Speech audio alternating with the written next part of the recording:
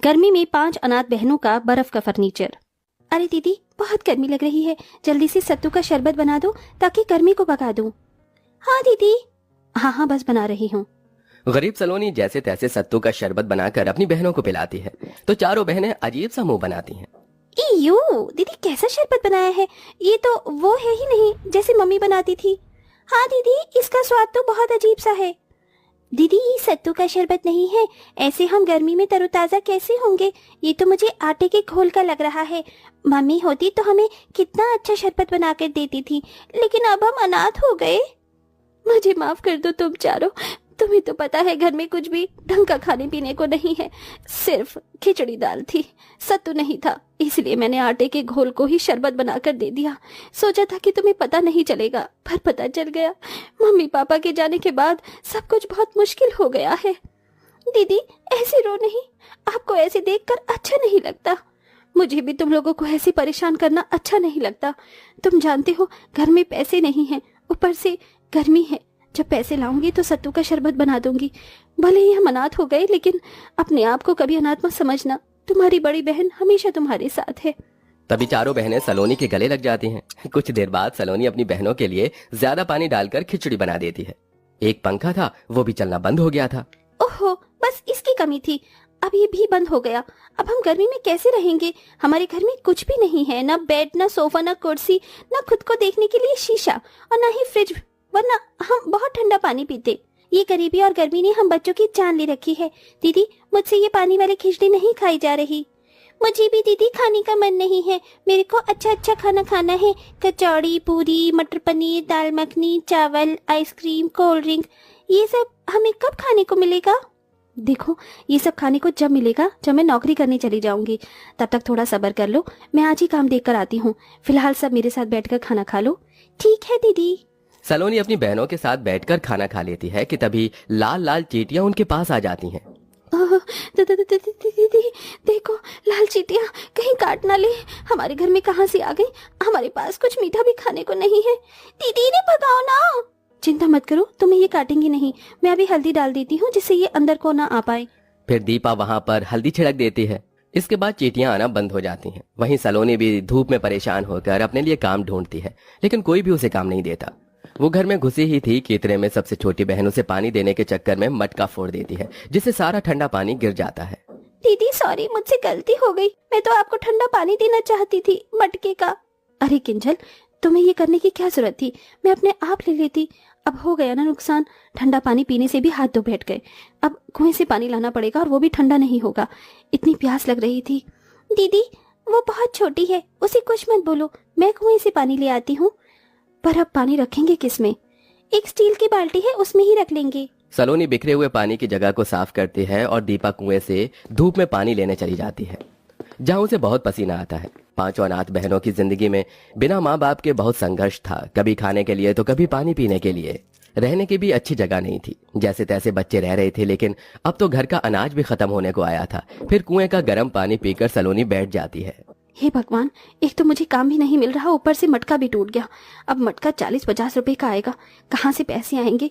हमारे पास पैसे नहीं है और इस पानी से प्यास भी नहीं बुझ रही। दीदी मम्मी पापा के जाने के बाद हमारे साथ क्या क्या हो रहा है?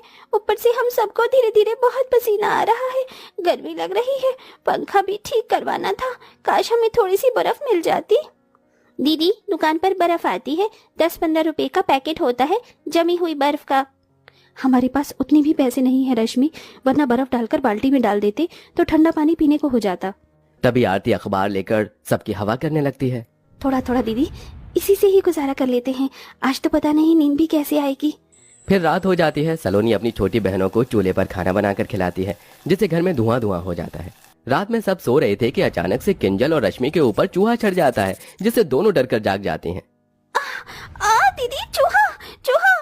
नहीं सलोनी, दीपा दीदी, चूहा नहीं था, वो कीड़ा था। हम जमीन पर सोते हैं, गर्मी में कीड़े भी तो आ सकते हैं। काश हमारे पास कोई बिस्तर होता। वैसे ही नींद नहीं आ रही थी और नींद उड़ गई। हे भगवान, अब कीड़े रात में कहाँ से आ गए? ऐसा करो, तुम दोनों मेरी जगह पर सो जाओ, मैं तुम्हारी जगह पर सो जाती हूँ। ठीक है दीदी।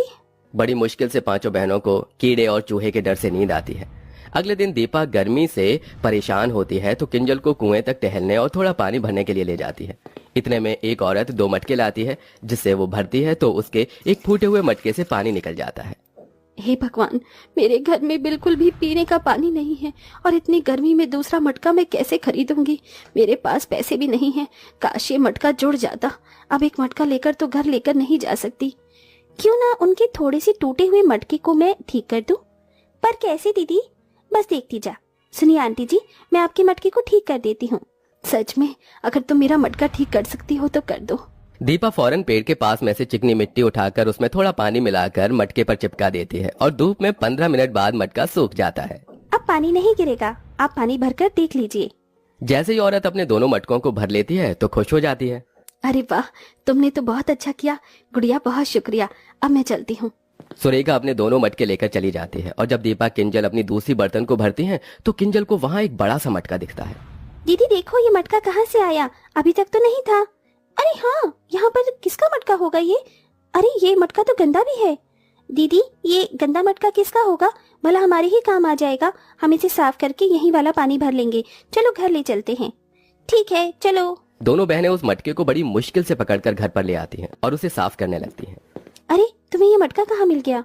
दीदी, किसी का भी नहीं था, इसलिए हम ले आए। अब साफ करके इसमें पानी भरेंगे। अच्छा है ना, अब ठंडा पानी पीने को मिलेगा। अच्छा दिखाओ, मैं साफ कर दूं। बड़ा मटका है, तुम दोनों से नहीं होगा। तभी सलोनी जैसे ही मटका धोकर रखती है कि उसमें से चमचमाती रोशनी आती है और वो मटका ठंडी ठंडी बर्फ के पैकेट से भर जाता है। ये देख 5 अनाथ बहनें हैरान हो जाती हैं। अरे वाह, इतनी सारी बर्फ! इसमें तो हम बहुत ठंडा पानी पी सकते हैं। हाँ हाँ, जल्दी जल्दी पी लो, कहीं बर्फ पिघल ना जाए। 5 बहन बर्फ देखकर सब कुछ भूल जाती हैं और ठंडा ठंडा पानी पी लेती हैं।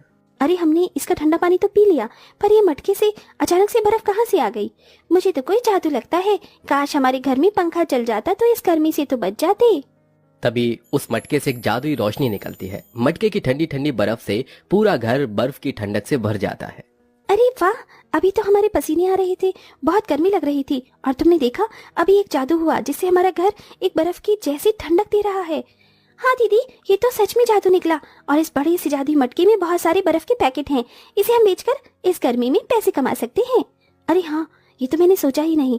और उसके बाद हम कूलर लेंगे, एक बेड लेंगे। दीदी दीदी, मुझे नए कपड़े चाहिए और फ्रिज भी। दीदी आप अकेले बर्फ बेचने मत जाना। ऐसा करते हैं, मैं रश्मि को ले जाती हूँ और आप बड़ी हैं तो आप आरती और किंजल को साथ रख लीजिए। ये बर्फ पिघलने से पहले हमें बेचनी होगी। ठीक है। 5 अनाथ बहनें एक पन्नी में जादुई मटके से बर्फ के पैकेट निकाल कर उसमें रख लेती हैं और अलग अलग दिशा में बेचने चली जाती हैं, जहाँ लोग सस्ती बर्फ देखकर खरीदने लगते हैं। बर्फ ले लो, बर्फ, ठंडी ठंडी बर्फ, 5 रुपए का एक पैकेट, 5 रुपए का एक पैकेट। दीदी, मेरे पास सिर्फ 4 रुपए है।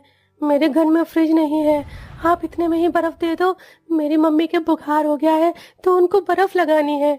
ठीक है, ऐसा करो, तुम 2 पैकेट ले जाओ। शुक्रिया दीदी। ऐसे ही 5 बहनें 2-3 हफ्तों तक उस मटके से जादुई बर्फ मांगती हैं और उन्हें बेचकर पैसे इकट्ठे करती हैं और अपने घर में सबसे पहले सोने के लिए एक पलंग और उसके बाद बर्फ बेचकर कूलर ले आती हैं। अरे वाह दीदी, इस कूलर की ठंडी ठंडी हवा में बहुत मजा